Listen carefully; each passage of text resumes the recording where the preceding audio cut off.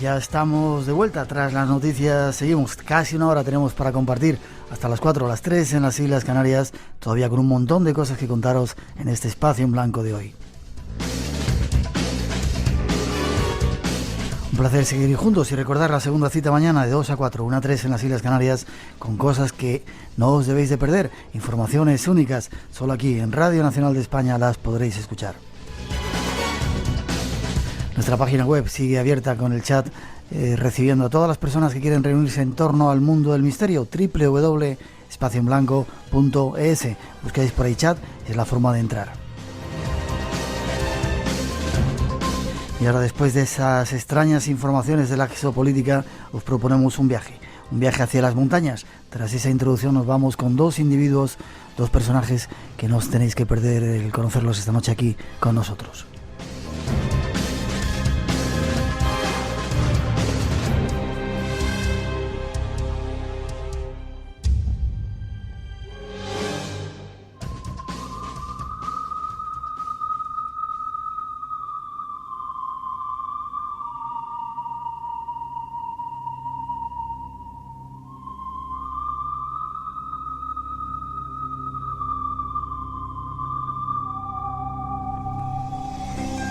La fascinación por las montañas, por las grandes cimas, es un tema que nos llama la atención.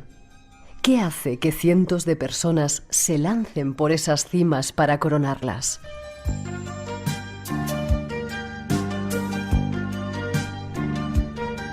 Muchos dicen que es el embrujo de la montaña y la necesidad de acercarse a ellas. Quizá porque allá arriba se está más cerca de Dios. Han sido muchos los pueblos que así lo creían, que allá arriba, en esas moles de piedra que se alzaban hasta el cielo, habitaban los dioses, y subir a ellas era estar un poco más cerca de ellos.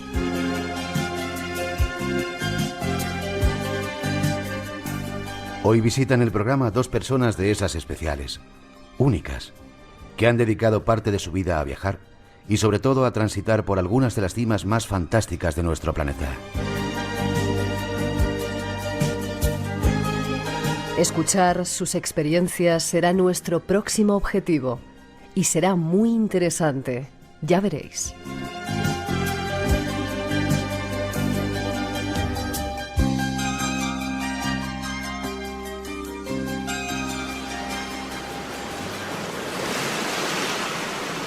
Viajar es una de las cosas que más nos gusta aquí en el Espacio en Blanco, ponernos en marcha. Y esta semana, bueno, la semana pasada, andábamos detrás de dos personajes que por fin han llegado. Ha sido un viaje a nuestros estudios para contarnos cosas de viajes. Ellos han editado varios libros, luego os hablaremos de ellos. Carmen Rubio Díaz, buenas noches, ¿cómo estás, Carmen? Buenas noches, muy bien. Bióloga, escritora, sí. Escribes cuentos para niños y sí. Subes montañas. Sí. Me encantan los niños, me encanta viajar y me encanta escribir. ¿Tienes hijos? No. ¿Y te encantan los niños? Sí. Bueno, luego te preguntaré, siempre he querido hacer esa pregunta a los que suben montañas, pero luego te lo preguntaré. José Manuel Oñoro, ¿cómo estás? Buenas noches, encantado de estar en tu programa. Miguel. Ingeniero, fotógrafo y viajero también, y una de las personas que nos lleva escuchando desde que hacíamos Nueva Generación. Ha llovido, ¿eh? Ha llovido, pero ha llovido bien, creo yo. Sí. ¿Cuántos años? 20... Sí. Es mejor no decir mejor exactamente. No decir, sí. Hace 15 o 16 años. Cuando empezamos nosotros a hacer radio casi en esta casa. ¿Qué os lleva a vosotros a viajar? Contadme. Sobre todo aprender.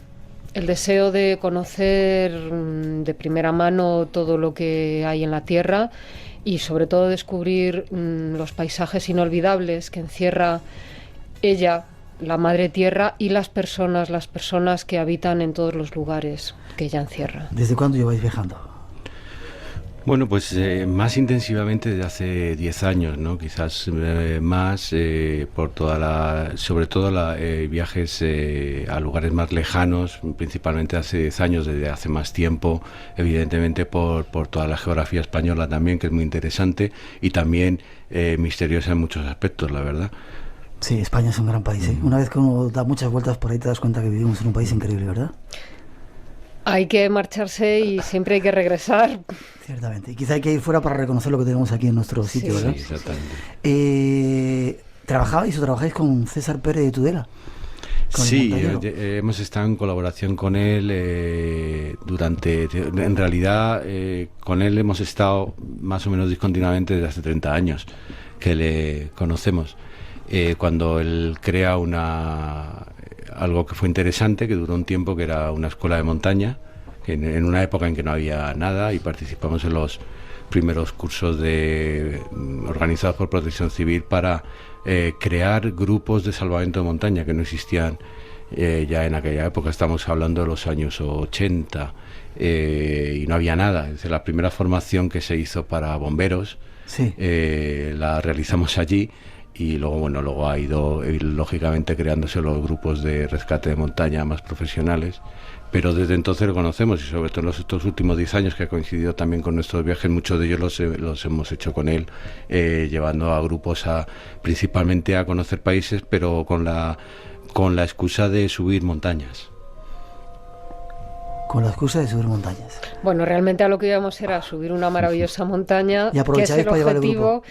Bueno, no, o sea, se organizaba para que esas personas subiesen esa bellísima montaña, como ha podido ser el Cotopaxi, el Ararat, el Kilimanjaro, las montañas del Hogar, muchísimos lugares. Y además, por supuesto, ver esas ciudades de esos lugares increíbles y ver esas gentes. Era pues una salida montañera, pero además para cultivarnos y para conocer el mundo. Estos son nuestros invitados, Carmen y José Manuel. Preparados con ellos esta noche. Vamos a descubrir un montón de lugares y sobre todo algunos misterios de la vida de este planeta nuestro.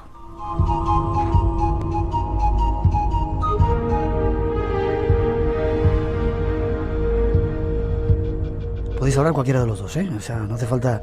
Yo siempre he querido hacer esta pregunta, se la he querido hacer a César cuando vino al programa algunas veces que le he tenido, ¿no? ¿Qué lleva a la gente a subir esas montañas de 5.000 o 6.000 metros si allí no se os ha perdido nada? Y además pasarlo súper mal, sufrir. ¿Por qué vais a esos sitios? Pues la verdad es que respuestas a esto se han dado muchas, ¿no? Es decir, a mí siempre me gustó la que dio Mallory, el malogrado Mallory, que hace poco se encontraba su cuerpo en el Everest, que decía porque están ahí. Me parece, hombre, quizás sea una respuesta un poco simplista, ¿no? O quizás sea una respuesta ya harto de tantas veces que se la preguntaban, ¿no? Pero ¿qué es lo que lleva a una montaña? Lo mismo que es lo que lleva a viajar cuando se está cómodamente uno en casa, ¿no? Sin tener que moverse. Pues yo creo que es el ansia de conocer, y es el ansia sobre todo de conocerse a uno mismo, que yo creo que es el mayor misterio, ¿no? Nosotros mismos somos el mayor misterio. La mayoría de las veces en la vida diaria no nos probamos, no somos lo que somos.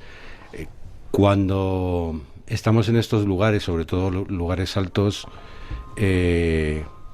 tenemos que dar la talla, sobre todo a nosotros mismos, y yo creo que ese misterio de descubrirnos es interesantísimo, y es una especie de droga al final que te lleva a probar más y a seguir en ese ambiente, porque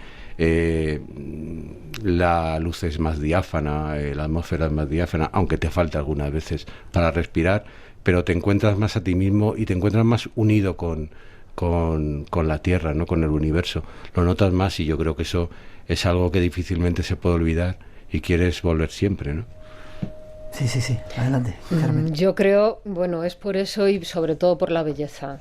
Sí. La belleza del esfuerzo, esforzarse. Al final la persona que se ha acostumbrado a subir montañas, a subir pendientes, encuentra bello ese sacrificio, aunque no pueda respirar, aunque esté asfixiado.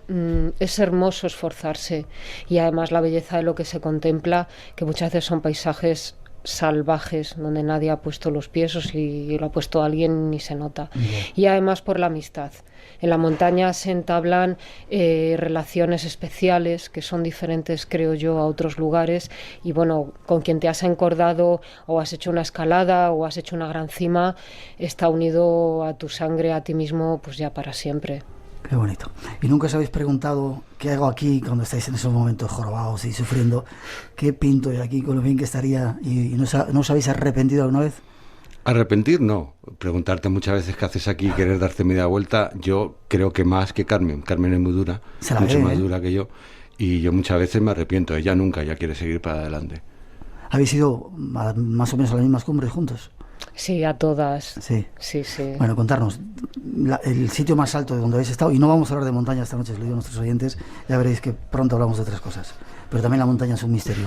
El lugar donde habéis estado más alto, más inhóspito, más... Las cumbres más altas son de prácticamente 6.000 metros, que prácticamente tiene la misma altura, el Kilimanjaro, que es claro, es el techo de África. Desde arriba ves África, es una maravilla, la verdad.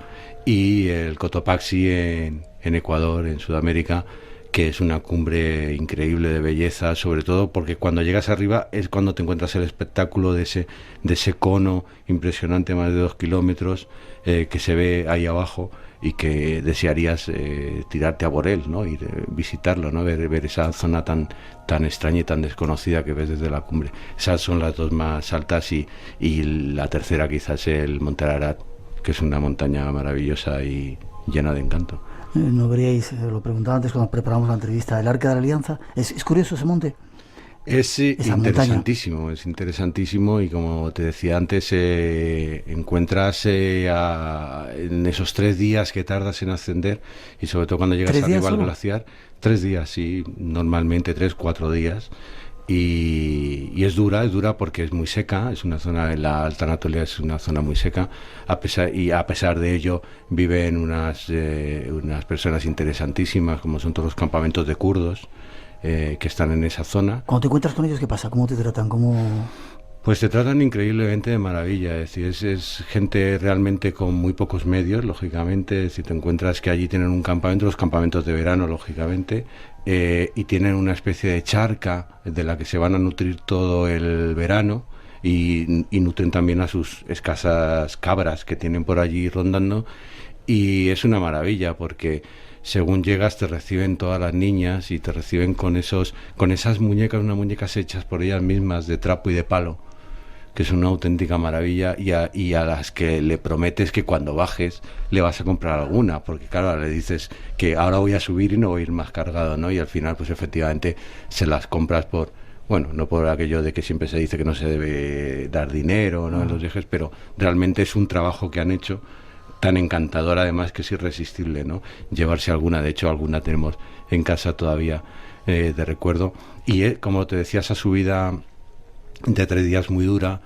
cuando llegas arriba la verdad es que tienes una sensación de que efectivamente hay algo, no puedes verlo exactamente, a pesar de que hay información que se dice más o menos en qué zona puede estar el arca, pero es muy difícil de localizar y de orientarte realmente en la zona. Es un glaciar bastante amplio, la cumbre es bastante amplia, y la verdad es que hay bastante misterio. Incluso bajando hay unas zonas en las que hay piedras grabadas, efectivamente. ¿Sí? Se ven las piedras grabadas con petroglifos, sí, exactamente, que es uno de los indicios primeros que se decía de la posibilidad o de la certeza de que estuviera allí el arca.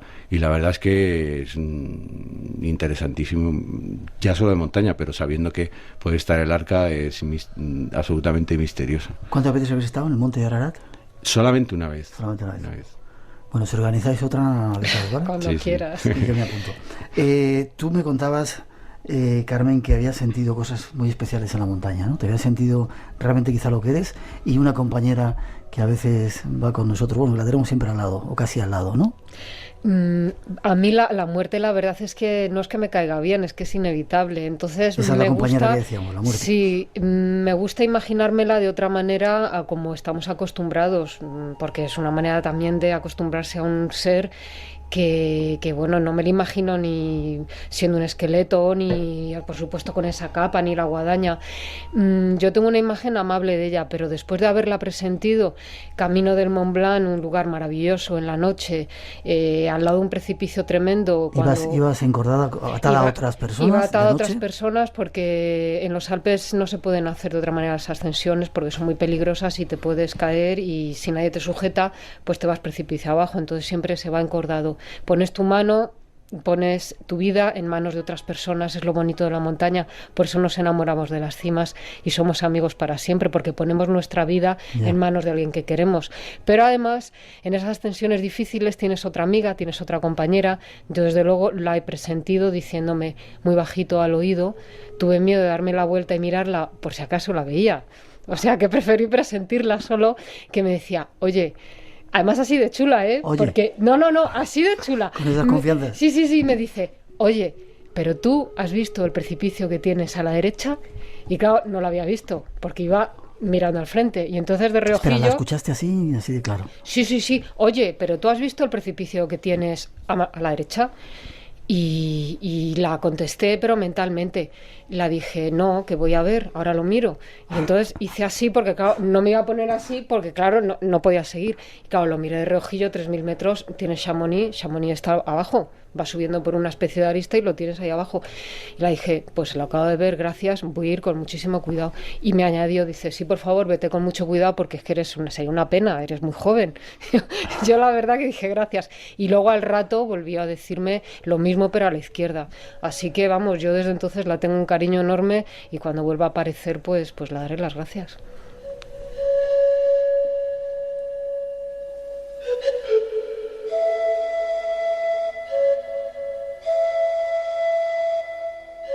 Curioso. También en algún lugar, como César Pérez de Tudela, y no podía ser más que en Transilvania o en los Cárpatos, perdón, en Nepal, visteis o sentisteis que había alguien más, ¿no? Quizá el Yeti o algo parecido. Sí, eso pensamos que hubiera sido, no lo sé. La verdad es que llevamos unos días en una alocada carrera cuesta arriba para encontrarnos con un grupo que teníamos que llevar por otro lugar, y entramos en un bosque muy denso, lleno de niebla. Cuando entramos había un ruido ensordecedor de cigarras, y de repente se hizo el silencio absoluto, y sentimos la presencia de alguien. No sabría cómo explicarlo más, ¿no? Es curioso cuando, o sea, a veces se presentan las cosas y tienes la certeza de que es, aunque no lo veas físicamente, ¿verdad? Y bueno, la sensación de la presencia, y luego la búsqueda un poco, digamos, visualmente de algún lugar donde pudiera estar en un bosque muy tupido, la sensación de que unos ojos te miran o una sombra se mueve. Y claro, en esas zonas, que es donde normalmente se han localizado presencias de este, no sabemos si hombre, animal, que es el Yeti, pues nos hacía pensar que estaba vigilándonos de alguna manera, ¿no? ¿Qué tiene la montaña eso que atrae tanto? Quizá, como dicen en Sudamérica los apus, que viven, es el hogar de los dioses, también lo dicen en Nepal. En algunos sitios he oído decir que ahí viven los dioses. Quizás sea por eso.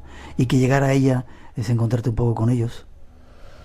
Yo creo que lo que tiene la montaña es que, como ha dicho antes José Manuel, pone a prueba verdaderamente al ser humano. No creo que sea como la mar, aunque la mar es bellísima, porque claro, la mar, una tormenta tremenda, y además vas en un barco, no vas caminando, es distinto. La montaña es muy física. La montaña te pone en contacto con la naturaleza, a veces salvaje, y el encuentro del hombre con esa naturaleza que ya no está acostumbrado a ver es como un grandísimo reencuentro.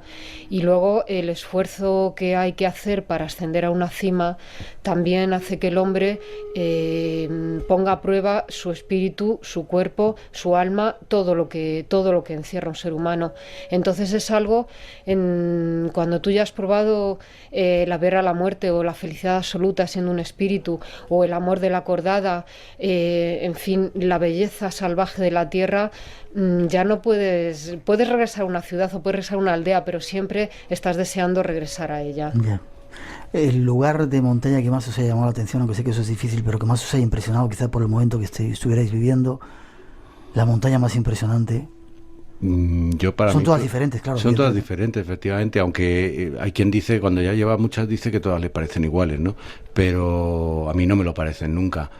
Quizás la más mágica y la que tengo una mayor experiencia precisamente sea la Ararat. Sí. Es una montaña que me encanta. ¿Y en Nepal cuál subisteis? En Nepal hicimos una travesía por el Kali Gandaki. No subimos ninguna montaña, estuvimos cerca de la Annapurna, y verdaderamente admiro a las personas que hacen 8.000 metros, porque fue algo increíble verle.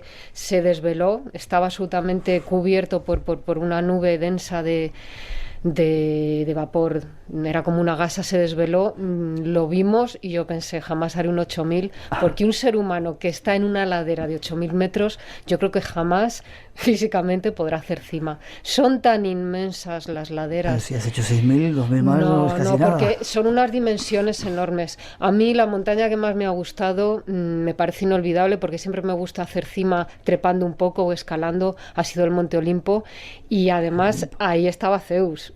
Sí. Ahí estaba Zeus, Afrodita, estaban todos, no nos hicieron ni caso, pero bueno, los pudimos ver y también fue un asunto inolvidable. Qué curioso. ¿Vuestro próximo viaje a la montaña que tengáis previsto? Pues a la hermana gemela precisamente de la Arad, es decir, queremos subir al Lamabán, que es la montaña más alta de Irán, y aprovechar evidentemente para conocer un país tan interesante y tan desconocido aquí como es Irán. Y lo queremos hacer pasado el verano, queremos ir y subir esas montañas que son interesantísimas y recorrer lo máximo que podamos de Irán. Espacio en Blanco. Todo el mundo del misterio y de lo desconocido. En Radio Nacional de España, con Miguel Blanco. Seguimos de viaje. Dejamos, si os parece, la montaña, nos vamos a la tierra. Habéis viajado por un montón de países también. En este libro Hay que partir, José Manuel, tú haces fotografías de un montón de países. Sí, como decíamos antes, los viajes que hacíamos que llevamos haciendo desde hace más o menos 10 años, han sido todos viajes yendo a las montañas, pero aprovechando a recorrer los países en los que se encuentran.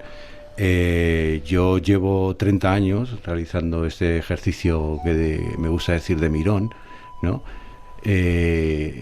Haciendo fotografías, y bueno, ahora últimamente al final me he decidido a sacar este primer libro de fotografías de estos 10 años de viajes, y sobre todo con una idea clara, que es la del enunciado del libro. Hay que partir es el sugerir el viaje, es el sugerir que hay cosas interesantes en el mundo, y sobre todo que las más interesantes, por lo menos ese es mi concepto, están en las cosas comunes, en las cosas más cotidianas, que son las que más existen en el mundo. Es decir, no tanto como las noticias catastróficas o desgraciadas.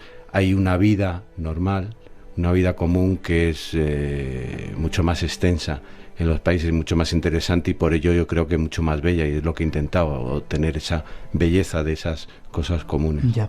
¿Qué diferencia entre viajar y ir de turista? Yo creo que hay mucha.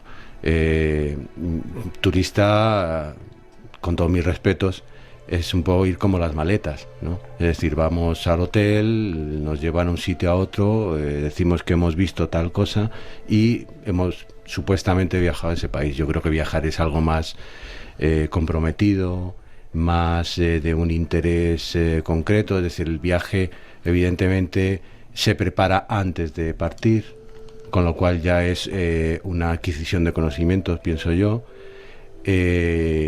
Posteriormente, cuando estás en el viaje, evidentemente, sobre todo cuando la organización es mínima y se deja mucho a la improvisación, se empieza a vivir en el país al que acudes o a la zona a la que acudes, porque tienes que comunicarte, aunque sea por signos. El lenguaje de signos, el lenguaje gestual es impresionante en todas partes del mundo, y con todo el mundo te entiendes. Hombre, no es para mantener una conversación filosófica, pero sí que es para tener... El juego de las miradas es interesantísimo, ¿no? En cualquier parte del mundo, y sobre todo el poder ver que en cualquier parte del mundo te agasajan, te comprenden, te quieren ayudar en cualquier momento. Sobre todo los países que se autodenominan tercer mundo. Para mí ese es el primer mundo, porque está lleno de humanidad. No nuestro primer mundo, supuestamente, que está cada vez más deshumanizado, ¿no? Y más perdido. Hay quien decía que en esos países tienen corazón y nosotros lo hemos perdido. Yo estoy absolutamente de acuerdo con esa aserción. Es decir, es que es clarísimo, porque eso es viajar, en definitiva, es decir, conocer, aprender, sobre todo el tema humano, porque de nada sirve. Imaginemos que vamos a un país y no existen seres humanos, y solamente los paisajes y los monumentos. Entonces, enseguida dejaríamos de viajar, ¿no? Es decir, es como ir a un museo muerto, ¿no? Es algo que no tiene ningún sentido para ir a conocer. Los países son la gente, porque el paisaje condiciona al ser humano, pero el ser humano también condiciona al paisaje. Es decir, muchas veces esos paisajes que vemos de esos países son debidos a los seres humanos que los habitan, que yo creo que es lo más interesante, lo más enriquecedor, lo que nos abre mentalmente y lo que nos llena de felicidad, por lo menos en mi caso. Carmen ha vivido muchas historias con niños que nos va a contar dentro de un momentito, pero José Manuel, ¿habéis estado hace poco o habéis sacado un vídeo que era la presentación un poco de tu libro, de una ceremonia que yo me he perdido 2 veces y que me encantaría? En África, ¿qué ocurría? Pues mira, ese es en un país maravilloso, de hecho le llaman la Pequeña África, porque es un conglomerado, tanto étnicamente como paisajísticamente, de todo el continente africano, que es Camerún.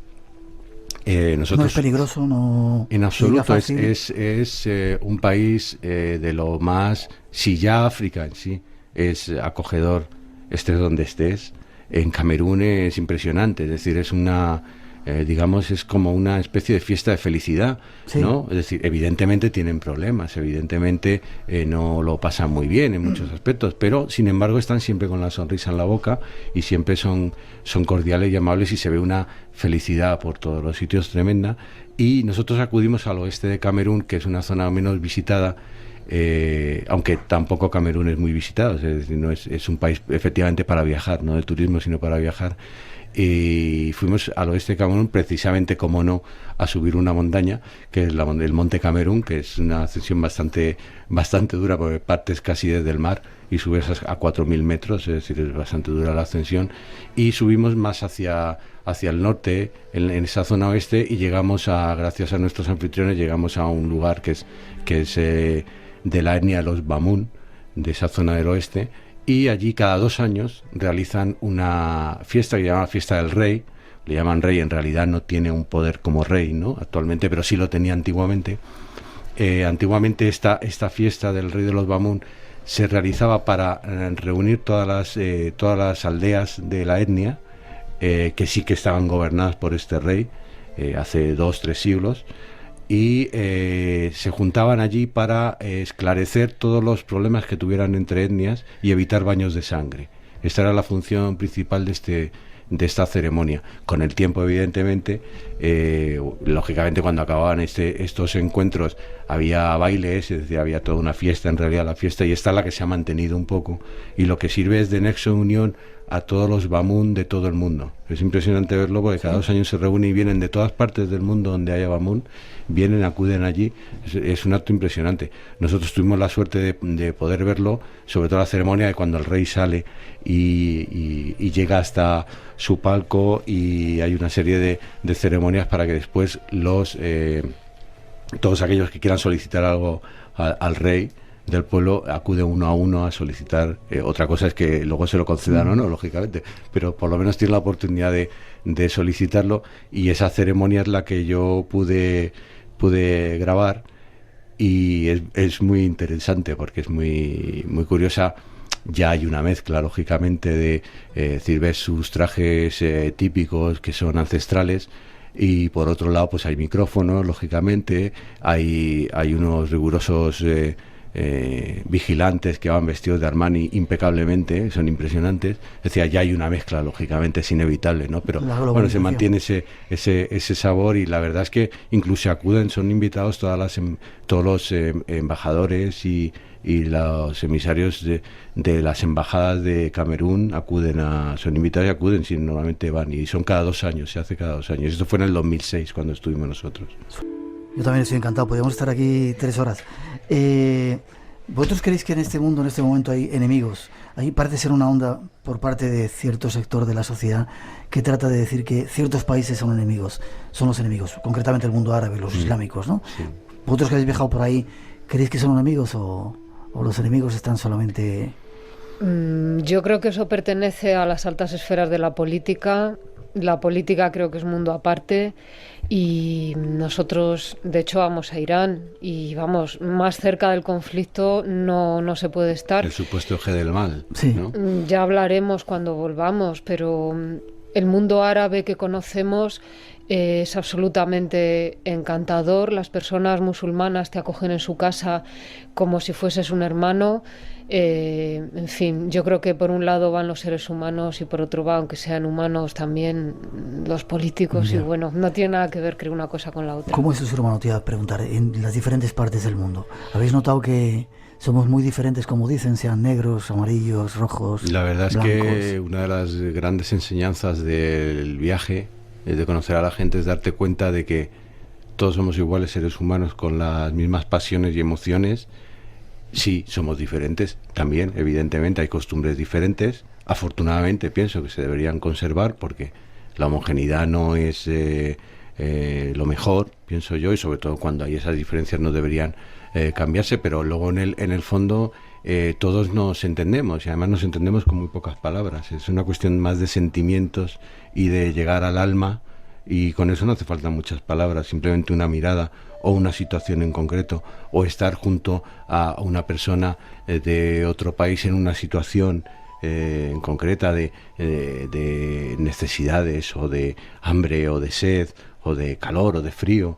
Eso te aúna al ser humano que tienes cerca, y da igual de qué país sea y de qué etnia sea o de qué raza sea o de qué piel.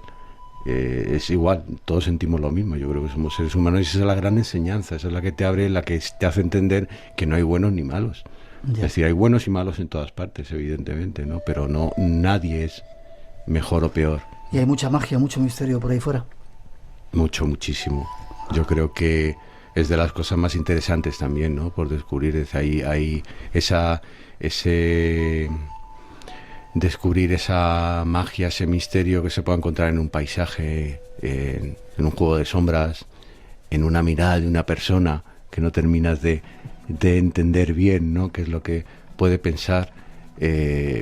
Magia y misterio hay en cada paso que das en el mundo, siempre que no sea donde desaparece realmente es en el civilizado realmente, aunque aún así el día a día también te muestra situaciones de magia y de misterio, ¿no? Os iba a decir, qué curioso cuando uno viene a este mundo cómo cambian las cosas. Aquí la vida es de otra forma, el tiempo, ¿verdad? Después de Niños del Mundo quise celebrar, bueno, su presentación y la belleza de darme cuenta que tenía muchísimos amigos. Lo hice con Pajaritas de Papel. En Pajaritas lo que intento es explicar lo bello que es vivir, lo bello que es el día a día. Creo que si, aunque vivamos aquí en este mundo, todos los días intentamos dejarnos llevar por una nube o hablamos con los gorriones o nos damos cuenta de cómo pasan las estaciones lentamente. Madrid, que es preciosa, en invierno las acacias sin hojas y de repente miras hacia arriba, ves el cielo y es verde. El cielo azul y de repente Madrid es verde por las acacias. Creo que todos aquí en este mundo y en todos los mundos podemos ser felices, tenemos que obligarnos a ser felices y es cuestión nuestra, no de lo que nos metan en la cabeza ni de lo que tengamos ya. Hay que ser feliz donde sea, aquí, allí. Es nuestra obligación. El mayor milagro es la vida. Y bueno, ya que la muerte se nos acerca para avisarnos y es dulce, pues ya el mayor milagro es la vida y hay que vivir, sobre todo hay que vivir y ser feliz.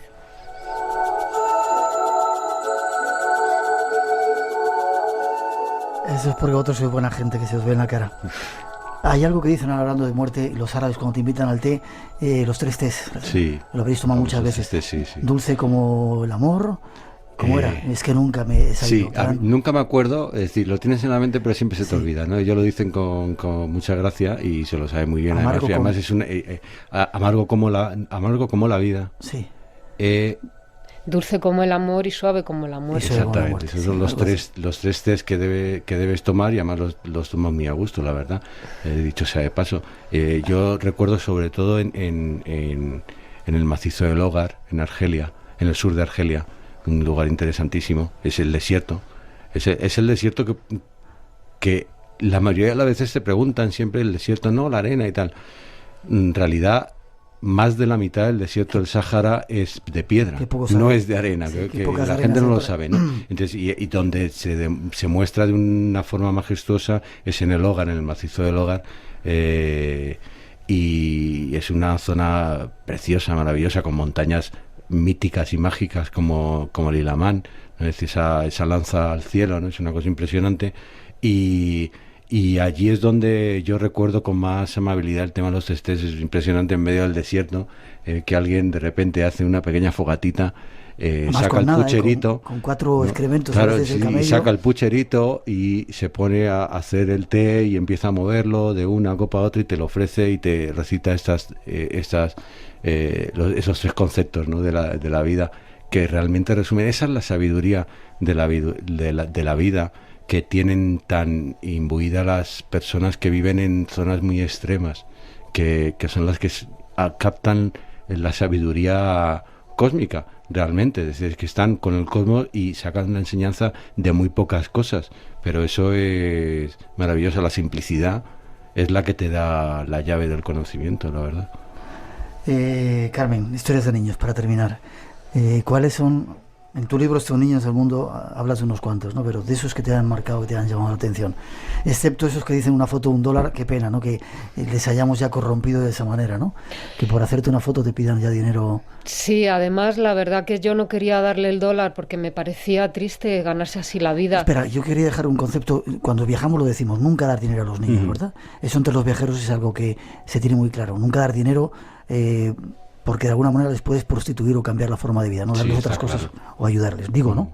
No sé si vosotros... No lo sé, porque si te piden es que lo necesitan, y yo la verdad que depende. No suelo pensar. Cuando veo a un niño y me mira, como me estás mirando tú ahora, ¿qué te voy a negar? ¿Me entiendes? No te voy a pedir por ejemplo, pues ese niño me pidió $1 y yo se lo di, pero le dije, no hace falta que te hagas una foto conmigo, ya está, ya te lo doy. Pero luego era tan guapísimo que dije, pero ¿cómo no me voy a llevar la foto de este niño? Y entonces nos hicimos todos, porque íbamos unos cuantos, una foto con él. Mi reflexión después, cuando escribo el libro, es que la diferencia de mirada entre él y la nuestra es tan distinta. Nosotros volvíamos con la luz de la cima, con la luz del Kilimanjaro en los ojos. Estábamos exultantes. Y él era un niño que necesitaba $1 cada día para comer. Entonces, cómo ni siquiera caímos en arreglarle la chaqueta que llevaba. No caímos en nada, nos hicimos la foto. Es lo que me parece triste, el contraste de ellos con nosotros, y luego acabo, claro, ese capítulo diciendo que verdaderamente es muy poco $1 para todo el hambre que hay en África. Ojalá que África o Nepal o todos estos países no pierdan la bondad.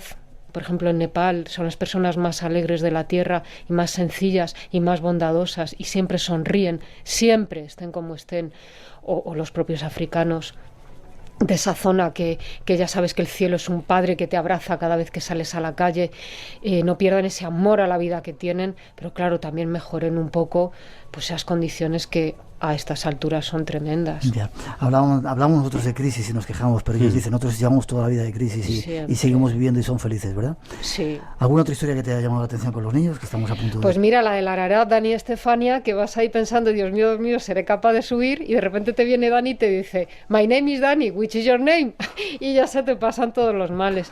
La criadita inolvidable de Asilá, que me agarró de la mano y me llevó a su cuarto solamente por hacerme una foto con ella, y me entregó pues los 2 únicos regalos que ella tenía para ella, y me los dio, una especie de estampita, y cuando yo quise darle algo que se lo di y la gustó tanto, por agasajarme ya con lo último que tenía, se quitó su pañuelo, dejó una cabellera inolvidable al aire y la única horquilla que poseía me la entregó.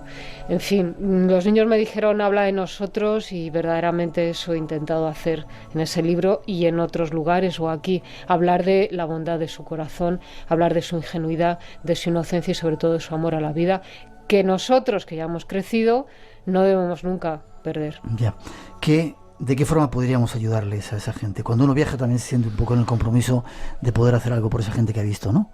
¿De qué manera creéis? No lo sé, la verdad es que es difícil. Además, no creo que la solución sea una solución particular económica. Quiero decir, de cada uno colaborar de alguna manera. Yo creo que es más importante la comprensión de sus necesidades, la comprensión de que, y parece que voy a decir algo tonto, pero creo que es bastante importante, la comprensión de que son seres humanos, con las mismas necesidades que tenemos los demás, que parece que muchas veces nos olvidamos que son seres humanos igual que nosotros y que tienen las mismas necesidades o los mismos sentimientos. Eso sería bastante como para solucionar muchos problemas, porque todos estaríamos dispuestos a ayudar económicamente desde nuestros países a que se pudiera solucionar. Pero es que yo creo que, por ejemplo, yo estoy pensando en el caso concreto de África, tienen un serio problema de no saber hacia dónde van. Ese es el gran problema de África. Y es que el mundo occidental les ha dado una manera de pensar que no coincide con sus tradiciones. Yeah. No saben si están en sus tradiciones o están en el mundo moderno occidental. Y están en la encrucijada. Muchos de ellos, muchos de los que están en Europa además y vuelven a sus países, no saben, no se centran. Yo he leído muchos testimonios y efectivamente todos coinciden en ello. Y ese es su gran problema, esa encrucijada. ¿Cómo resolver esa encrucijada si volver a retomar lo que fue sus imperios y ese África maravillosa, o encaminarse al mundo occidental? Y entonces, ese es el gran problema, esa es la gran pobreza de países como con todos los países africanos o incluso los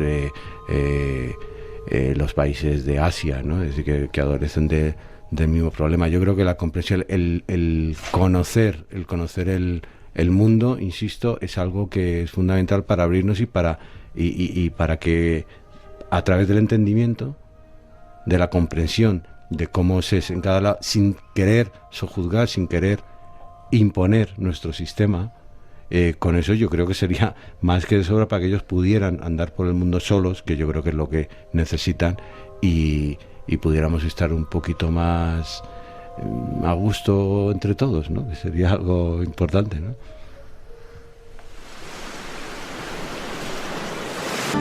Esta música nos transporta de lleno al país cátaro, ese lugar que dentro de poco, ojalá los dioses nos dejen visitar, y lo haremos en compañía de Guillermo Cazenave, que será nuestro embajador allí. Buenas noches, don Guillermo, ¿cómo está usted? Hola, buenas noches, Miguel, ¿cómo estás? Hacía tiempo que no sabía de ti, ¿estabas perdido en el país cátaro? Bueno, perdido a veces sí, realmente es un sitio no solo en el que vivo, sino también para perderse, ¿no? Pero en el buen sentido de la palabra. Sí, señor. Pero en fin, siempre hay vericuetos, nuevos senderos, nuevas historias y nuevos caminos por recorrer aquí. Realmente es algo inacabable. Estamos tratando de aprenderlo contigo en breve. Tenemos tanta gente que quiere acompañarnos a ese viaje. Lo vamos a tener que dejar para principios de otoño, pero yo seguramente este verano estoy por ahí para dejarme acompañar por ti, para que me enseñes René-le-Château y el resto de los lugares de por ahí, ¿te parece? Yo pienso que sí, Miguel, y que es muy buena idea, incluso en otoño, porque realmente pienso que quienes siguen tu programa, quienes siguen Espacio en Blanco y las personas que estamos en estos temas, somos más viajeros que turistas. Sí, en verano, ¿verdad? Y el verano es más de turistas, y el resto del año, bueno, también uno puede viajar en verano, por supuesto, pero pienso que valdría la pena quizá implicarnos de una manera más viajera que turística, sí, y pensar en el otoño, sí, quizás sea mejor época. Esa es la idea y lo seguiremos anunciando. ¿Dónde nos vas a llevar hoy, Guillermo? Bueno, quería comentarte también algunas cosas referente al país cátaro en sí, como tierra también de grandes, que lo hablamos en alguna oportunidad, de sanadoras, de brujas, la orografía del lugar. Ya que su nombre lo dice, ya la propia palabra lo dice, de oro, ¿no? Orografía, y todo lo que tiene que ver con esta tierra tan especial, en la cual pues ha habido personajes anónimos en cuanto a lo que se entiende como curanderismo en general, y que fueron también combatidos y exterminados por la Santa Inquisición, por la famosa que de santa tenía quizá lo menos, pero que fueron la realmente demoníaca Inquisición que acabó con toda esta cultura, con toda esta gente y con todas estas tradiciones, pero que ahora están reviviendo, volviendo a renacer. Es curioso, Guillermo, como en determinados lugares así mágicos se concitan un montón de personajes, no solamente los cátaros con toda esa carga simbólica, religiosa, de hombres buenos, como ellos a sí mismos se llamaban, sino como alrededor surgen este tipo de gente. ¿Lo da el terreno, como tú dices? Yo pienso que sí, yo pienso que la magia de este lugar de alguna manera ya es proclive a que se produzcan todos estos fenómenos en cuanto a la tierra en sí, en cuanto a sus gentes, ¿no? Aquí había, por ejemplo, te pongo como ejemplo, había una señora que vivió muchísimos años, no se sabe cuántos, Marielle Huppert, que en un pueblo muy muy cerca de aquí, de donde yo vivo, que se llama Seyes, allí se generó toda una serie de movimientos curativos con las aguas, con ciertas épocas del año en las que el sol alumbraba y daba calidez a las montañas de una manera u otra, y allí acudían personas llevadas por esta señora con distintas afecciones, con distintas enfermedades, para ser tratadas, para ser curadas. Ya. ¿Hay aguas medicinales también en la zona? Sí, hay aguas realmente curativas, hasta el punto de que, antes de que se montara el tinglado de Lourdes, que se ha hecho una cosa muy oficial y ya, en fin, demasiado discutible, ¿no? Uh-huh. En estos sitios, en concreto en este pueblo, que está tan cerca del castillo de Montsegur, a 10 kilómetros, no llega a 15 kilómetros de distancia, un lugar del otro, pues sí, que había incluso una fuente, una especie de fuente rudimentaria, no una fuente de las que se puedan construir hoy día, con aguas totalmente benéficas y curativas, en las cuales no solo estamos hablando de temas menores, que no tan menores, como los reumáticos y todos estos problemas, sino de personas con problemas de salud mucho más serios, que al introducirse en estas aguas, pues salían estas personas como renovadas y en algunos casos hasta curadas. Ya. ¿Nos vas a llevar cuando vaya por allí a esas aguas? Yo pienso que sí, que es una visita obligada. Además es un sitio prácticamente desconocido. Nadie habla aquí ahora de este lugar. Muy pocas personas vienen aquí a ver este sitio, porque lamentablemente se están imponiendo los sitios oficiales, ¿no? La gente te habla de Lourdes, que está a 2 horas de aquí, no está tan lejos, y que ya es casi la peregrinación del sistema, digamos, ¿no? Aquí no se trata de ser ni sistema ni antisistema, pero sino de descubrir los verdaderos lugares, las verdaderas fuentes, nunca mejor dicho, donde ocurrían todas estas cosas. ¿Ha habido apariciones de la Virgen o apariciones de entidades luminosas en la zona? Hay un lugar aquí que se llama Fugaz, que ya se pronuncia muy raro porque parece que hablara de fugacidad, pero no se escribe así, sino que se escribe Fougax con X final. En este pueblo, donde en la plaza central, lo que hoy es la plaza central, al lado del ayuntamiento, un lugar muy pequeño que también podríamos visitar, allí se llevaban a cabo convenciones de brujas hace ya varios siglos, hasta que fueron perseguidas y exterminadas, y también de sanadoras y de curanderas. Y en ese sitio en concreto, hace no muchos años, no podría ahora precisártelo, me falta el dato, pero creo que hace 10 o 12 años, pero esto lo puedo averiguarlo más concretamente.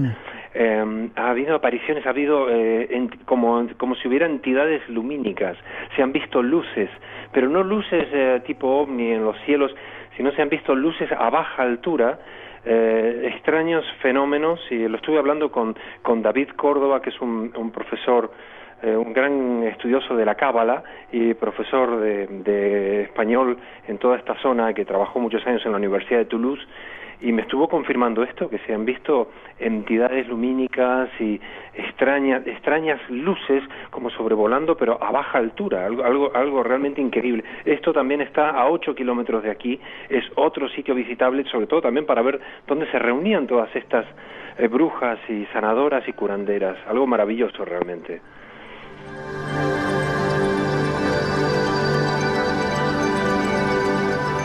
País cátaro, un lugar lleno de sorpresas, no solamente de la historia conocida de cátaros, de tesoros en Rennes-le-Château, de griales, de vírgenes, de historias de la mujer de supuesta mujer de Jesús, sino otras muchas cosas que estamos descubriendo de la mano de Guillermo Cazenave. En breve lo haremos físicamente. Guillermo, un placer, no tenemos mucho más tiempo. ¿Dónde conectarte? ¿Página web? Sí, a vuestra disposición siempre en mi página web, que es las 3 gcazenave.com. Pues allí estoy con mi música, con mis escritos, con mis investigaciones y con mi persona para todos tus amigos, para todos quienes escuchan este maravilloso programa y en fin, como siempre aquí estoy, aunque viaje, pero siempre presente. Un placer, lo sabemos que estás ahí siempre, cosa que te agradecemos. Ojalá dentro de poco nos permitan estar juntos ahí en el País Cátaro. Será un placer abrazarte y tenerte siempre, es un placer aquí en el Espacio en Blanco. Claro que sí, Miguel. Lo mismo para mí, te digo, y realmente me siento muy unido tanto a ti como a tu trabajo, como a todos quienes escuchan este programa. Realmente entre todos cada vez somos más y cada vez somos más fuertes, no tengo la menor duda de ello. Sí, señor. Dentro de poco habrá sorpresas y claves que explicaremos. Fuerte abrazo, se te quiere, estamos en contacto. Un abrazo para ti. Y nos vamos, el tiempo justo para despedirnos. Ha sido un placer pasar estas 2 horas en compañía. Mañana más, 2 a 4, de 1 a 3 en las Islas Canarias, recién regresados de ese fascinante viaje. Disfrutad del fin de semana y no olvidéis nuestra cita aquí en Radio Nacional de España, en el Espacio en Blanco. Nos vemos. Durante estos casi 60 minutos tenemos todavía un montón de cosas que contaros, sobre todo Eric Fratini, que la está liando como casi siempre. 900-137-137 si queréis preguntarle algo.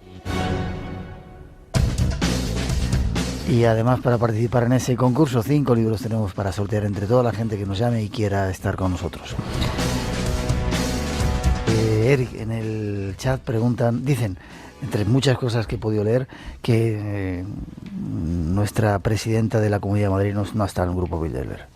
Esperanza Aguirre no estaba ahí. Sí, eso he visto la afirmación por parte de un oyente. Bueno, yo le cuento a este oyente, le respondo yo a él. Una compañera nuestra que se llama Cristina escribió un libro muy bueno sobre el Club Bilderberg y curiosamente una de las grandes curiosidades que tenía ese libro es que entrevistó personalmente y grabada la entrevista a Esperanza Aguirre como presidenta de la Comunidad de Madrid, donde ella contaba anécdotas, por ejemplo, que tanto si eres el presidente de Estados Unidos o presidente de la Comunidad de Madrid, el Club Bilderberg te da solamente 15 minutos para dar tu debate, para presentar tu debate. Y luego otra de las curiosidades que contaba es que le dijeron, oye Esperanza, por cierto, tráete palos de golf porque a nosotros nos gusta jugar al golf y solemos organizar torneos durante las reuniones del Club Bilderberg. Y eso solo se sabía por Esperanza Aguirre. Que ahora Esperanza Aguirre, efectivamente, ¿cuál es una de las normas del Bilderberg? No dar absolutamente ninguna información sobre las reuniones del Club Bilderberg. Nadie habla del Club Bilderberg.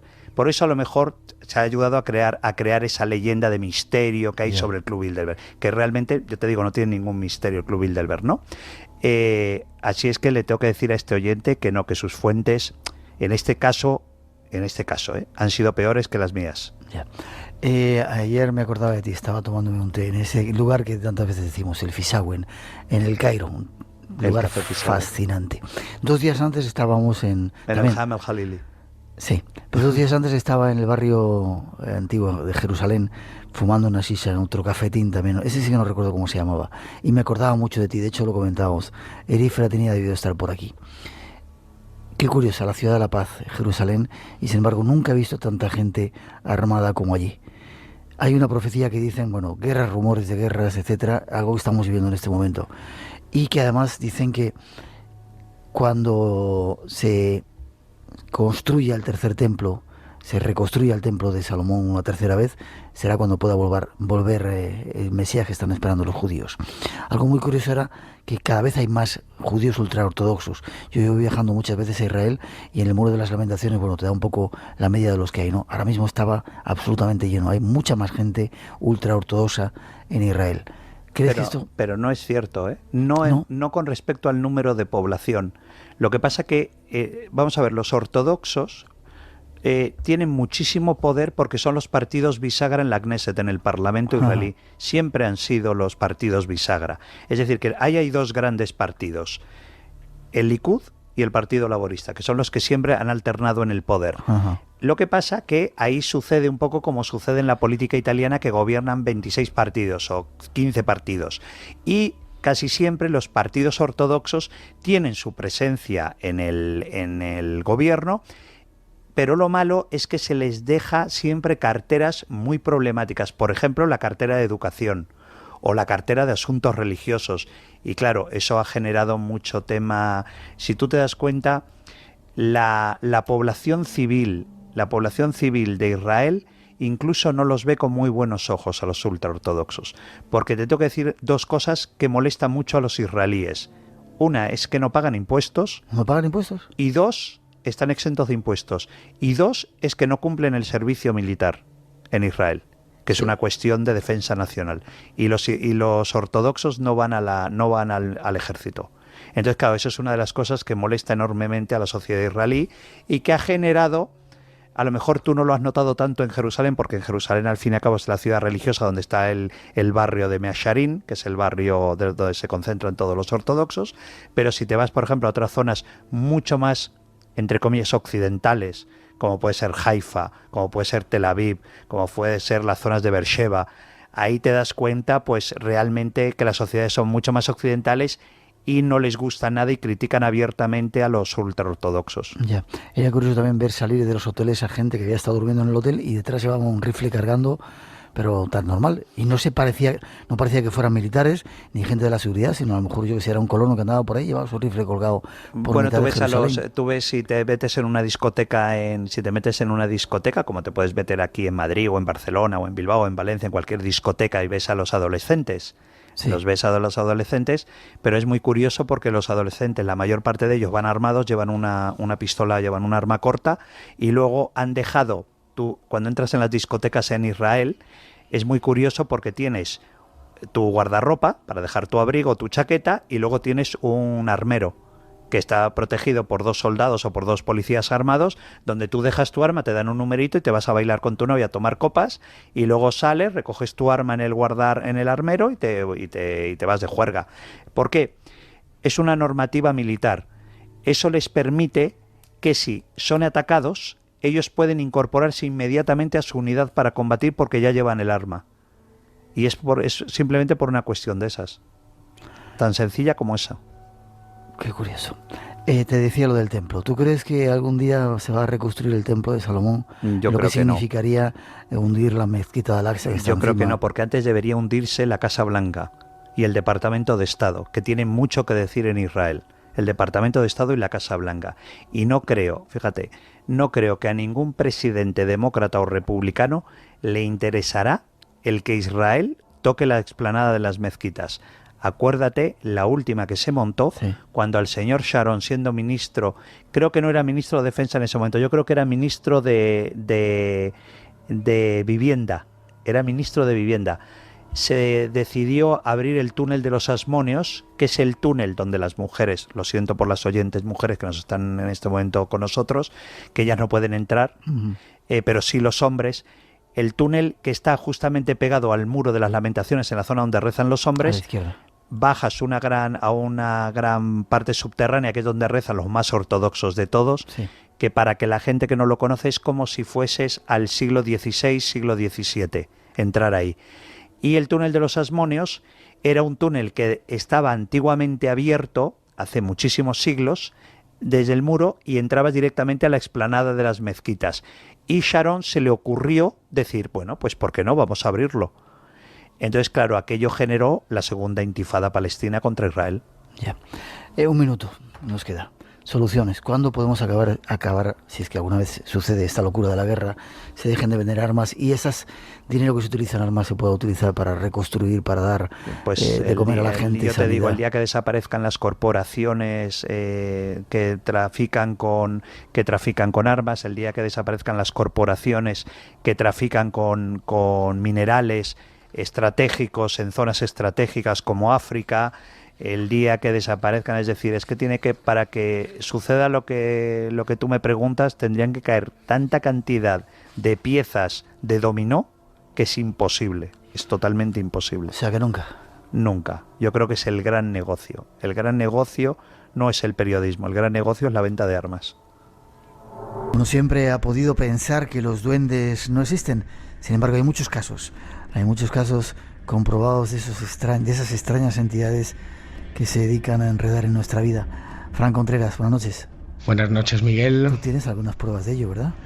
Bueno, tengo la investigación de algunos casos, los que traemos esta noche. Buenas noches a toda la familia del Espacio en Blanco. Son duendes con historia, vamos a decirlo así. Y son casos que, por un lado, cimentaron la fiebre espírita en nuestro país durante los primeros años del pasado siglo XX, y por otro lado, fueron investigados por las fuerzas de seguridad del Estado, es decir, auténticos expedientes X españoles. Empezamos quizá con el duende de la Hornilla, Zaragoza. Bueno, yo me iría un poquito más atrás, un caso desconocido por la mayoría de la gente, el que fue el primer expediente X español, que se llamó el duende de Tócame y Roque. Ocurrió en el mes de mayo de 1915 en la ciudad de Valencia, en la capital del Turia, y todo se produjo en una humilde vivienda ubicada en el barrio del Carmen, concretamente en el número 7 de la Plaza del Esparto, en el entresuelo del inmueble donde vivía la familia Colomero, donde de la noche a la mañana, como en tantos otros casos que se han repetido a lo largo del pasado siglo XX y de lo que llevamos del siglo XXI, empezó con ruidos y sonidos de procedencia desconocida que desencadenaron el desconcierto y el terror, no solamente en la familia, sino también en el vecindario, ¿no? La situación fue muy parecida a otro célebre caso, como es el duende de la Hornilla, el duende de Zaragoza, que llegó a ser portada del Times años más tarde, en los años 30. Casi nada, un pueblito, o sea, Zaragoza, que saliera en el Times contando la historia de la calle Gascón y Gotor número 2. Increíble. El duende de la Hornilla. Bueno, lo que ocurrió en Valencia fue sobrecogedor, ¿no? Lo que era un rumor se convirtió en una noticia, se filtró a los medios de comunicación. Recuerdo los titulares de las provincias que decían: la casa de los ruidos, siguen los ruidos, nueva estrategia de la fuerza pública, porque estaba investigando ya la policía. O los titulares del Levante, que decía: la casa misteriosa, la cosa se pone cada vez más seria, los ruidos siguen en distintos sitios, una inspección y 2 registros en resultados. O el diario Pueblo, que en aquel entonces era dirigido por el ilustre Blasco Ibáñez, que bautizó este caso como la casa o el duende de Tócame Roque, ¿no? La situación fue tan alarmante que el 6 de julio de 1915, ordenado por el gobernador civil Motilla, se produjo en este país la primera intervención de las fuerzas de seguridad en una casa supuestamente encantada, ¿no? ¿Qué ocurrían? ¿Ruidos? Empezaron con una serie de ruidos, esos golpes de origen incierto, populares como los que vivieron las hermanas Fox con el nacimiento del espiritismo. Golpes acompasados que demostraban una inteligencia, primero en las paredes del salón y posteriormente esa serie de tipteos o raps, como denomina la parapsicología de forma técnica, se fueron extendiendo por todo el inmueble. Aquella situación dio paso a la fenomenología habitual: movimientos de objetos como por manos invisibles, visiones de sombras que no solamente aterraban a la familia Colomero, sino que sobrecogían y aterraban al resto de los inquilinos del inmueble, hasta el punto de que el inspector provincial Rodríguez, el jefe de policía Oliveras y el capitán Alicar llegaron a acordonar la plaza, como te decía, en el barrio de Carmen, junto a la catedral y muy cerca de otro edificio encantado como es el Palau de la Generalitat, del cual hablaremos otra noche. Bueno, se acordonaron la zona, practicaron cuidadosos registros por todos los rincones del inmueble, al frente de cerca de 40 agentes de la policía, sin encontrar explicación a qué es lo que ocurría. Ellos mismos incluso pudieron vivir el prodigio. La situación social, Miguel, fue de tal magnitud que las crónicas de la época y los informes a los que accedí para la investigación de este caso, que reflejé en Casas Encantadas cuando el misterio cobra forma, de la editorial Edad, la magnitud fue tal que la muchedumbre se agolpaba en la plazoleta y se ubicaba en las calles adyacentes de Cuar, de Alta, de la Travesía de San Miguel, calles muy conocidas en la capital del Turia, en Valencia, para ver al duende en acción. Incluso se llegaron a hacer cargas policiales en las que agentes como Manuel Murillo, Tolsa o Felipe Miño llegaron a ser agredidos, ¿no? El duende del Esparto, el duende de Tócame Roque, yo creo que entró en una espiral de popularidad que no decreció, ¿no? Todos los periódicos daban cumplida cuenta de cuál era la acción del duende cada día, de las intervenciones policiales que había. ¿Quién le puso el nombre? Blasco Ibáñez. Blasco Ibáñez. De ahí viene lo de Tócame Roque, porque en una casa donde ocurrían un montón de sucesos que no tenían explicación, ¿no? Incluso los periodistas, los reporteros, en este caso del Levante, llegaron a ser testigos de los fenómenos y lo reflejaron en sus crónicas, ¿no? Donde describían cómo se sucedía esa serie de golpes sordos y cómo los vecinos estaban completamente aterrorizados y pedían ayuda a todo aquel que pasaba por las inmediaciones de un edificio que incluso, para más señas, llegó a motivar que numerosos feligreses se acercaran a la catedral y a las iglesias cercanas rezando y haciendo rogativas, porque estaban absolutamente convencidos de que las extrañas manifestaciones que asediaban a la familia Colomero y ese número 7 de la Plaza del Esparto eran producto del más allá, de las ánimas del purgatorio.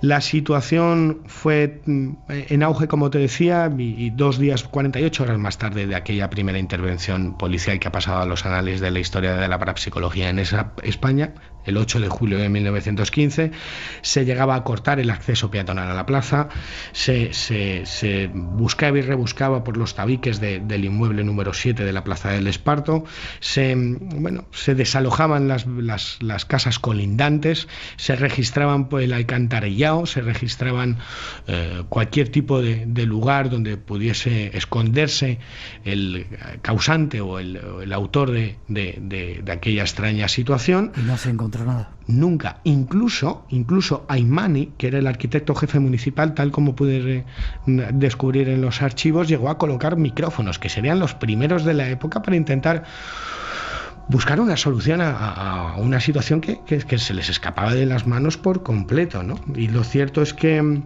nada de lo que hicieron pudo esclarecer cuál fue el origen del duende de Tócame Roque, que el 13 de julio de 1915 desapareció tan misteriosamente como había aparecido. Hay otros muchos más duendes, pero no te dejo que lo cuentes, lo dejamos para otro día. Vale. Gracias, Fran, ve con cuidado. Buenas noches, Miguel. Ve con cuidado. Te veo en la próxima cita aquí en esta sección, en el Espacio en Blanco, que es tu casa. Buenas noches. Fuerte abrazo. Gracias, Fernando Hornero. Un fuerte abrazo. Nos vemos prontito.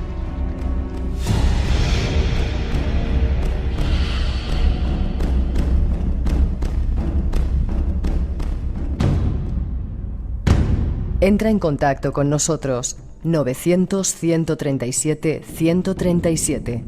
Espacio en Blanco, en Radio Nacional de España, con Miguel Blanco.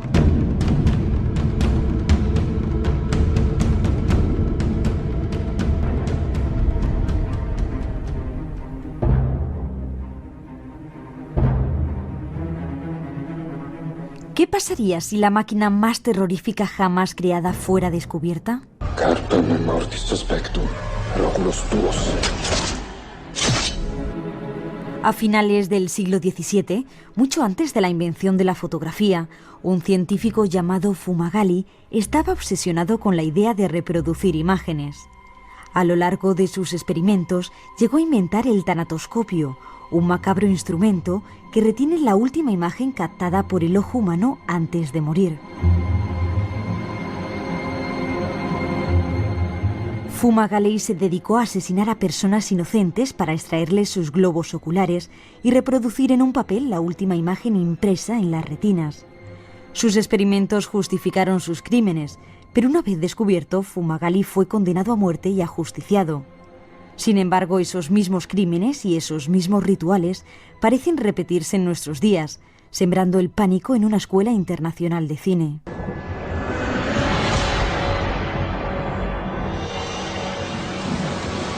El tanatoscopio está de nuevo entre nosotros.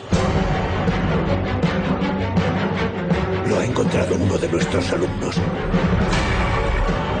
Estoy convencido de que si descubrimos que es un tanatoscopio... ¿Un qué? Ese instrumental es muy importante. ¿Pero importante para qué, profesor? Tengo que contarle a alguien lo que me está pasando, o me volveré loco. Dirigida por Stefano Besoni, en el reparto de la película se encuentran Franco Pistoni, Geraldine Chaplin, Alex Angulo, Leticia Dolera y Alberto Amarilla, entre otros actores. Imago Mortis es la nueva película de terror de nacionalidad española e italiana, ambientada en el siglo XVII y en la actualidad, que se estrenará el próximo 24 de julio. Un film que les aseguramos que no dejará indiferente a nadie. ¡Ariadna! ¡Todo era verdad!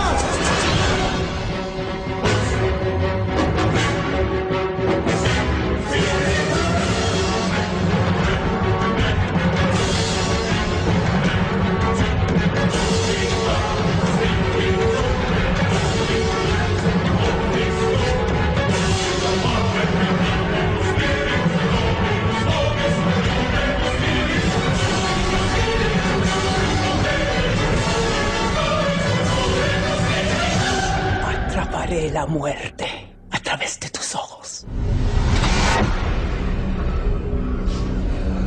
3:27, 2:27 en las Islas Canarias. Seguimos aquí en directo después de ese pequeño apunte de películas de misterio y de terror que se van a presentar en nuestras taquillas. Mandar saludos a través de nuestro teléfono 900-137-137. Hay muchas personas desde diferentes partes del mundo que nos hacen saber que están ahí. Por ejemplo, Michelle Salazar desde Managua, en Nicaragua, nos manda saludos. Y Jorge Pérez nos escucha desde Venezuela. Gracias por estar ahí, ojalá sigáis mucho tiempo y pasar la voz, os necesitamos. Y vamos a otra sección. Vicente Casaña, considerado uno de los mejores astrólogos de Europa, está con nosotros colaborando para contarnos una serie de cosas que pueden ser muy interesantes. Y os aseguramos que si seguís al pie de la letra lo que cuenta, seguramente vuestra suerte puede cambiar. Escuchar. Buenas noches, Vicente. Muy buenas noches, Miguel. Un placer que estés de nuevo con nosotros.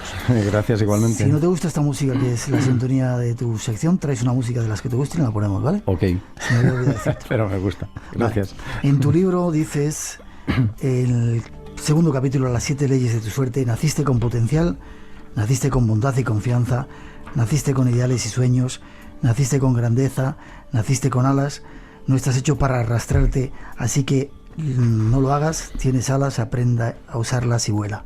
Una frase de Rumi. Qué bonito.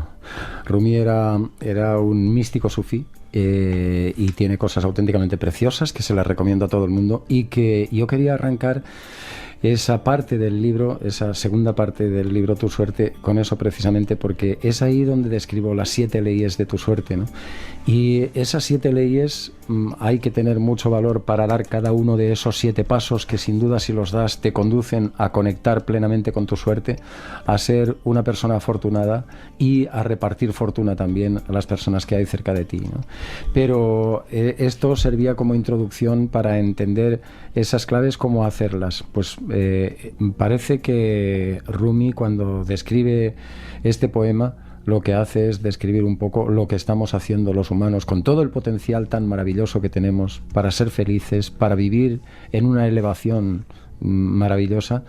¿Por qué estamos arrastrándonos? ¿Cómo solemos arrastrarnos? Quizás sea producto de la educación, lo hemos hablado otras veces, ¿no?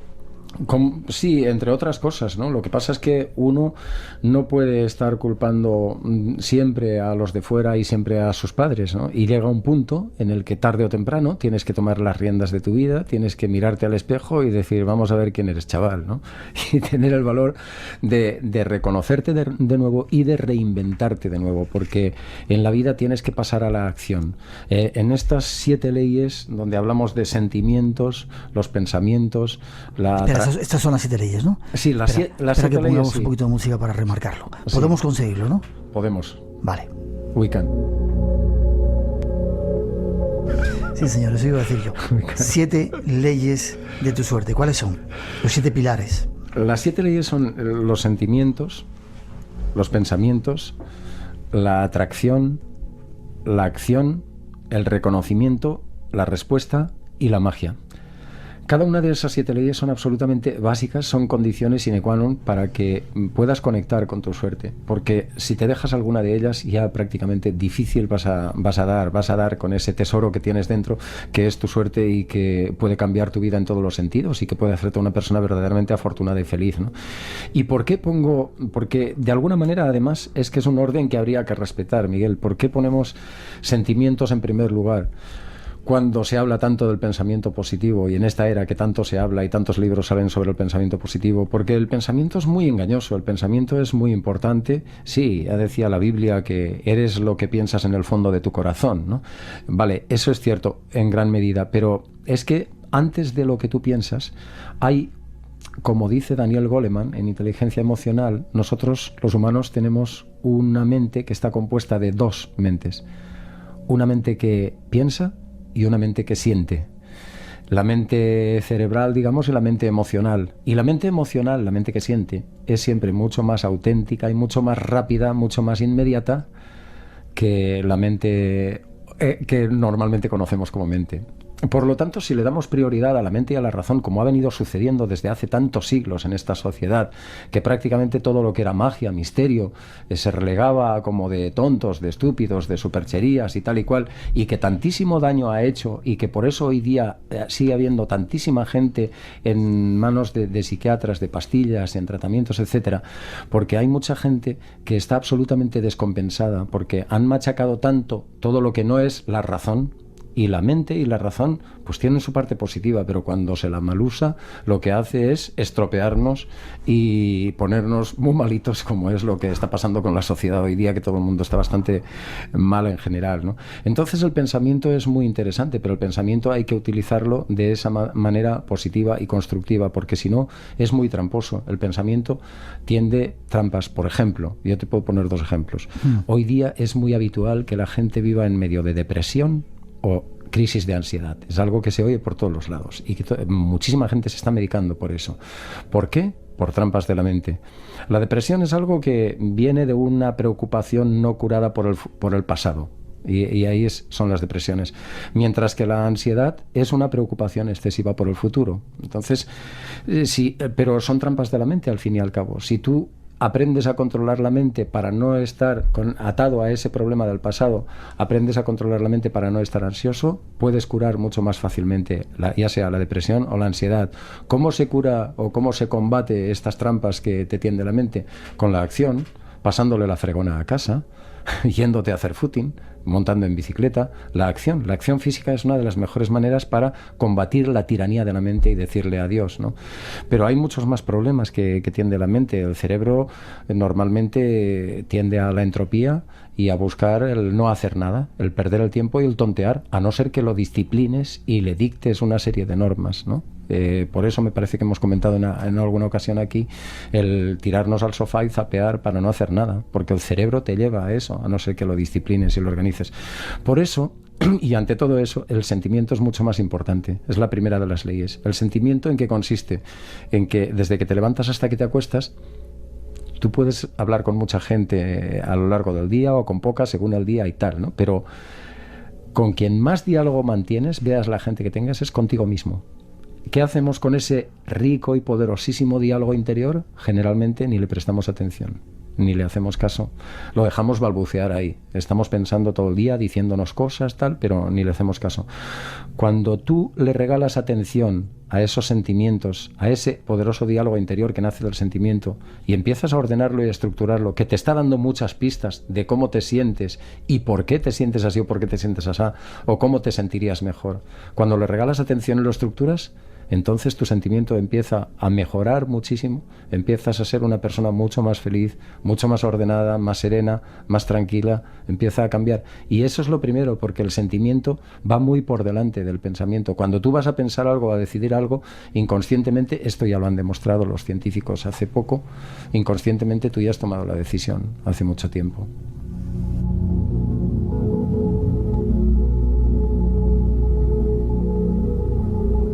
Me lo tienes que explicar un poco mejor esto, de los sentimientos. Sí, es el sentimiento. Porque es yo soy que un poco duro de mollera, no entiendo bien, ¿sabes? El sentimiento es que de alguna manera todo lo que pertenece más al inconsciente que a la parte racional, ¿no?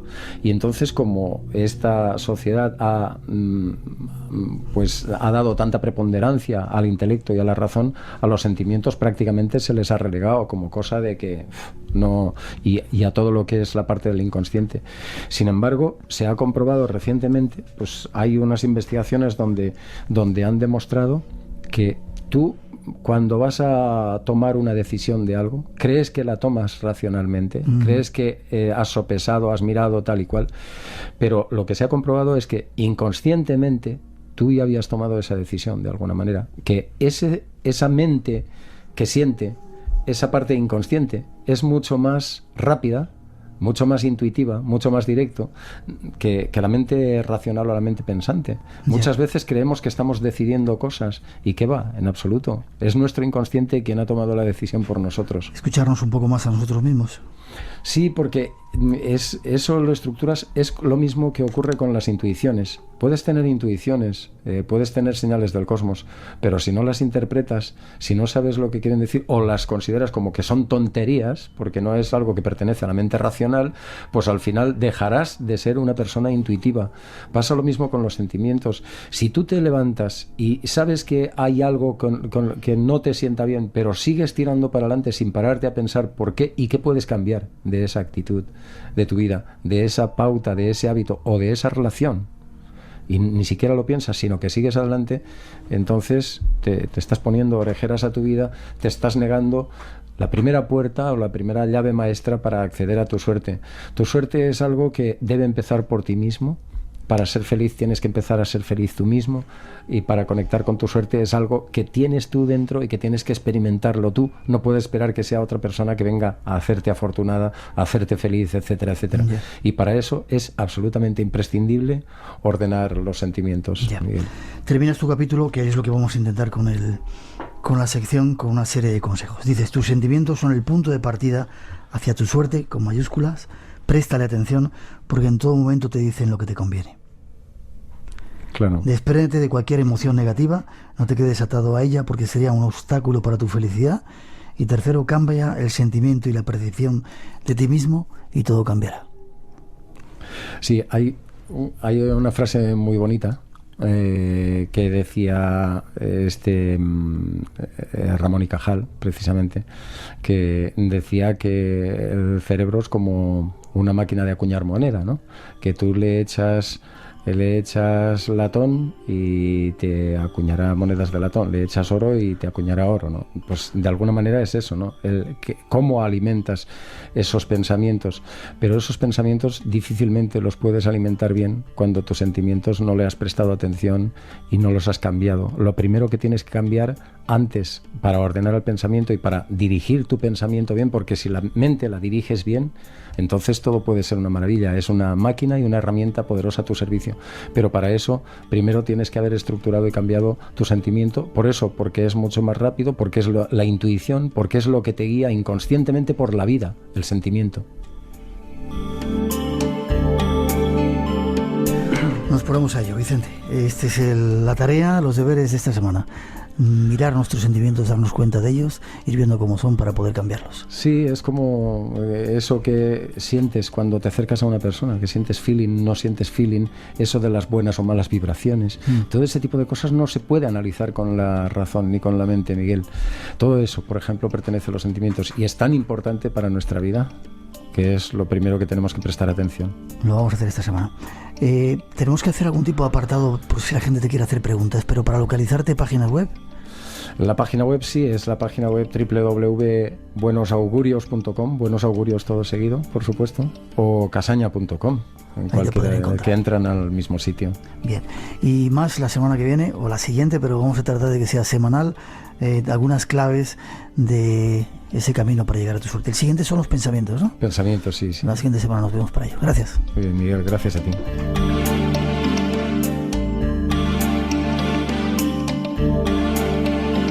Una ventana abierta hacia otros universos. Espacio en Blanco, en Radio Nacional de España, con Miguel Blanco.